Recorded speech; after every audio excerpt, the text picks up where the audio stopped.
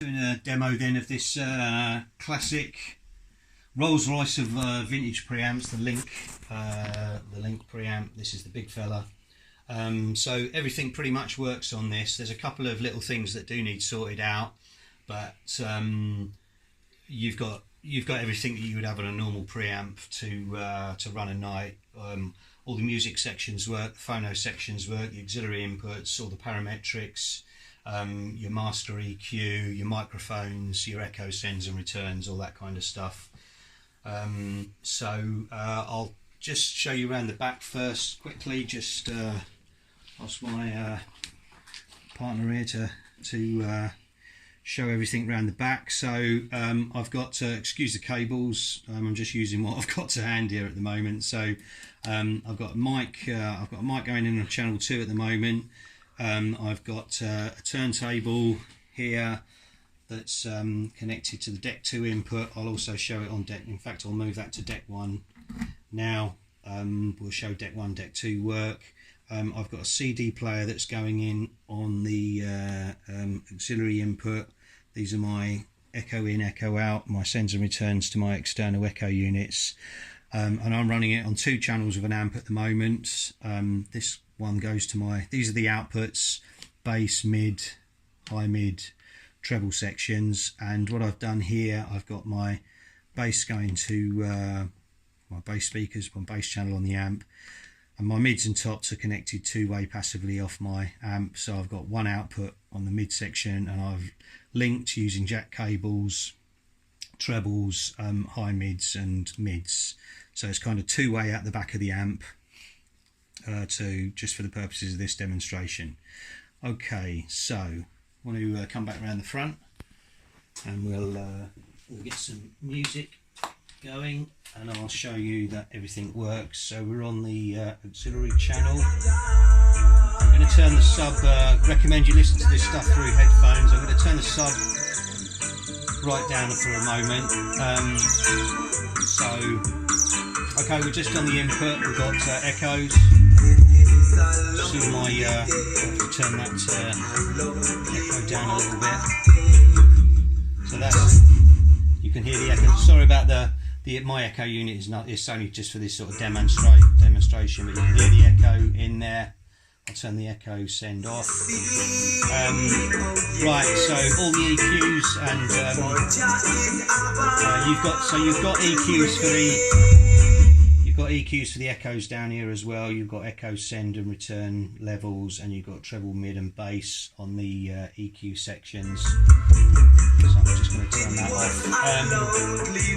So as far as the music goes, I'll bring the sub back in. So these I've got. If you're not familiar with Link's preamps, they've got a huge amount of controls. They've got multiple parametrics on just about every section. I'll just turn the sub off and turn the volume down a little bit for you again, just so you can hear me talk. So you've got sort of 2 master sections of bass and mid parametrics, each with 2 full parametrics, it looks like, on each one. It certainly sounds like it and tests like it. So you've got gain sweep. Link's called it bass shift, but I think that's Q, which is a bandwidth characteristic. So all that stuff works. I'll bring this sub back in. If you listen with headphones, you should be able to hear stuff. So I'm going to turn these bass gains off. You can hear them coming in. Sweeps all work. And this shift, so that's a Q characteristic. Really high Q there. You can hear that coming in heavy. I'll turn the gain off again. Same thing on the other section.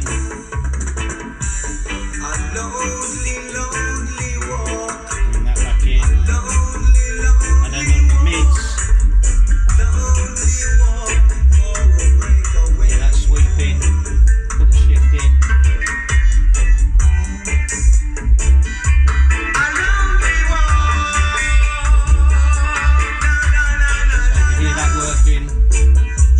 I'm not trying to set this up, I'm just trying to demonstrate that everything works. So mid gains as well. Put that, I've got another, wait for another, let's just take that back, we'll play that tune again.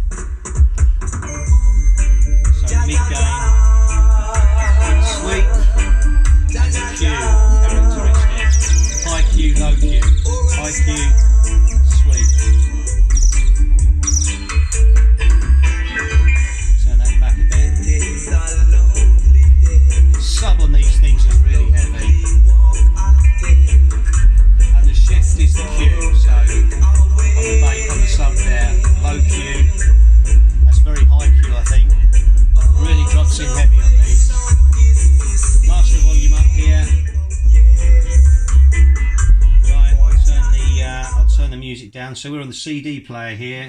Just show you the mic section works as well. So 1, 2, mic, mic, 1, 2, mic, mic, mic, mic, echo. Turn that up a little bit, I think. 1, yeah, echo, mic. So we got the tone controls here and bass and oh, it's a bit heavy, mids and so on, trebles. So turn that back. Now we're going to demo the record player. So I'm just coming around the back here, switch the turntable on, back around the front, and we are on. We switched this to deck 1, didn't we? Yeah. So there we go. Whoa, bit of feedback there. Turn that sub down. Yeah, it's just for the purposes of demonstration, so kind of keeping it low in here because I've got the turntable sitting on top of the bass speaker virtually. Raise the volume up a bit. So yeah, so that's deck 1. Turn that off and we go around. I'm going to just come around the back here, just show what I'm doing around the back here. So I was on deck 1, I'm now going to change that to deck 2. So same deck but going into the second input, deck 2. Okay. And I think the last thing also, what else have we got to demonstrate? Over on this side, yeah, so that was our echo. I'll demonstrate the master EQ, so I've just turned that all down. And I'll just bring them in one at a time. You should be able to hear everything coming in, which all works.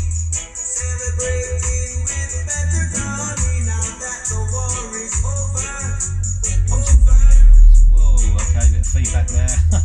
Comes in very heavy on the 63 Hertz. My speaker in here doesn't really drop to 30 very well, so we're a bit safer there. But as you see, all the EQ works, kills and so on, sub, bass and sub only, sub and treble, chuck them all in. Okay, so I think that's pretty much it. So the only things that aren't working, this EQ section isn't connected up. I'm not sure. I believe that might be for the microphone section, but that is disconnected at the moment. You don't really need it, to be honest, because you've got microphone EQs on each section anyway. That's if it is for that. I've no idea. I've never really got my head around these links things, and you can't get diagrams for them or anything.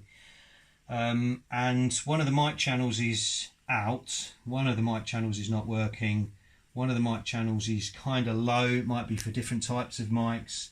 So what you've got is a high gain mic and a low gain mic and one mic that isn't working effectively. Some of the stuff, frankly, I haven't got a clue what it does. It's just some of these things. These up here, A, B, C, D parametric EQs. I mean, all of these EQs work, so heaven knows why you need about a 20th parametric on there. I mean, it seems a bit bizarre, but it might be for different models. I'm not sure. They all seem to be different anyway when you get hold of them. But pretty much, you know, for the purposes of running a dance, everything works on this thing. So you know, sounds kind of sounds pretty characteristic of what those 80s preamps were like. Drop really, really heavy. And like I say, you've got all your echoes, you've got your EQs, you've got your auxiliary inputs, turntables, microphones and so on. You've got everything there that you need, so all running. So back on this. So there you are, Lynx preamp.